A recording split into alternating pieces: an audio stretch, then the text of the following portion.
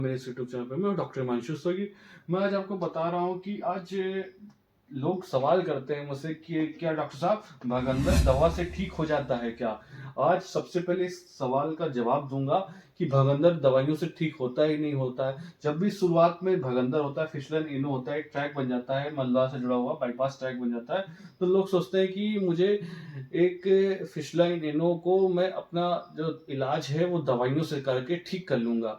लोग बवासीर शुरू में समझते हैं इसको, क्योंकि हर मलद्वार से जुड़ी हुई बीमारी को बवासीर लोग समझते हैं। तो जो भगंदर होता है, फिशलाइन इनो ट्रैक, एक एक्सटर्नल ओपनिंग होती है, एक्सटर्नल ओपनिंग और इंटरनल ओपनिंग हो जाती है। एक ट्रैक बन जाता है मलद्वार से जुड़ा हुआ, जिसमें कि देख सकते हैं एनल कैनाल है, और उसमें जब भी ये एक ट्रैक बन जाता है, इंटरनल ओपनिंग और एक्सटर्नल ओपनिंग, और ये ट्रैक बन जाता है मलद्वार से जुड़ा हुआ बाईपास ट्रैक बन जाता है, तो सोचते हैं कि इसको मैं दवा से ठीक कर लूंगा।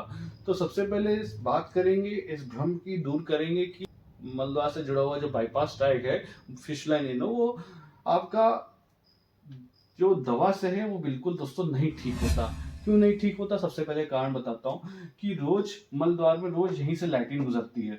लैट्रिन गुजरती है मतलब आप मल के टुकड़े इसी टुकड़े में ट्रैक में चले जाते हैं। जैसे देख रहे हैं ये एब्सेस बन गया था यहाँ पे, या फिर जब ड्रेन होता है तो ये एक एक्सटर्नल ओपनिंग की तरफ बन जाता है। ठीक है, एक्सटर्नल ओपनिंग यहाँ बन जाता है, अगर ड्रेन हो जाता है, ट्रैक खुल जाता है अगर यहाँ का मुंह, तो इसमें क्या होता है दोस्तों, जब भी लैट्रिन सुबह जब पास करते हैं, जब स्टूल मल त्याग करते हैं, तो मल के टुकड़े के कुछ हिस्से, कुछ कण इस ट्रैक में, इस इंटरनल ओपनिंग में जाके चले जाते हैं। तो जब इंटरनल ओपनिंग में जब मल के टुकड़े चले जाएंगे, तो ये मल के जो टुकड़े होते हैं, इनमें जो कंटेन होते हैं ग्राम निगेटिव बैक्टीरिया एनारोबिक होते हैं, तो ये इन्फेक्शन क्रिएट करते हैं। इसी वजह से बार बार इन्फेक्शन होता रहेगा। जो सोर्स ऑफ इंटरनल इन्फेक्शन है वो दोस्तों खत्म ही नहीं हो पाएगा। जब इंटरनल इन्फेक्शन जब खत्म नहीं होगा, तो बार बार इन्फेक्शन के जो चांसेस है बने रहेंगे, और बार बार ये आपको रिकरेंट हमेशा पूरे जीवन भर लगातार चलता रहेगा अगर ऑपरेशन नहीं कराते हैं तो दोस्तों इसीलिए इसी कारण की वजह से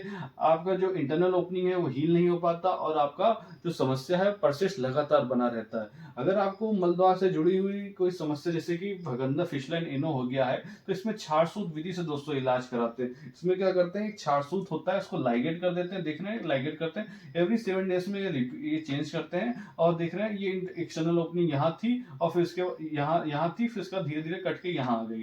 ठीक है, तो ये इंटरनल ओपनिंग जब छारसूत करते हैं तो धीरे धीरे ये ऊपर से नीचे की तरफ ले आता है, और ऊपर के जो घाव है, ऊपर के जो ट्रैक है, वो दोस्तों हील हो जाते हैं। ऊपर के ट्रैक हील हो जाते हैं क्योंकि ये धीरे धीरे नीचे की तरफ लाता है, क्योंकि जो छारसूत का काम होता है छेदन भेदन लेखन, तो इंसीजन एक्सीजन और स्क्रैपिंग की तरह काम करता है, और अंदर की ओपनिंग को हील कर जाता है, और दोबारा जो सोर्स ऑफ इन्फेक्शन है वो दोस्तों एकदम जड़ से खत्म हो जाता है। और इसमें सबसे पहले बात करेंगे छारसूत क्यों कराना चाहिए, क्योंकि मलद्वार के अगल बगल चारों तरफ देख रहे हैं इंटरनल ओपनिंग, इंटरनल स्पिंटर और एक्सटर्नल स्पिंटर, इसमें देख सकते हैं इंटरनल स्पिंटर और एक्सटर्नल स्पिंटर ये होते हैं।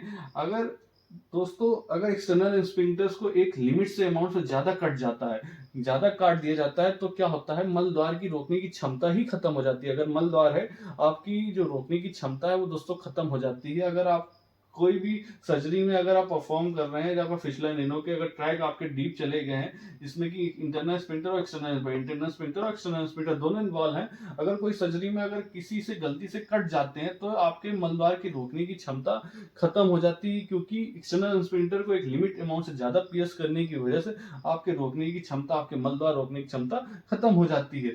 तो इसी कारण से आपको छारसूत विधि से इलाज कराना चाहिए। इसमें दोस्तों जो ट्रैक होता है उसमें कहीं भी चीरा वीरा ज्यादा नहीं लगता, और ये अपने आप 7-7 दिन में छारसूत चेंज करने में एकदम जड़ से खत्म हो जाता है, अगर सही तरीके से परफॉर्म की गई हो अगर छारसूत विधि, जिसमें कि एमआरआई जरूर कराएं अगर आपको भगंदर हो गया, कहीं एक से ज्यादा ट्रैक तो नहीं है।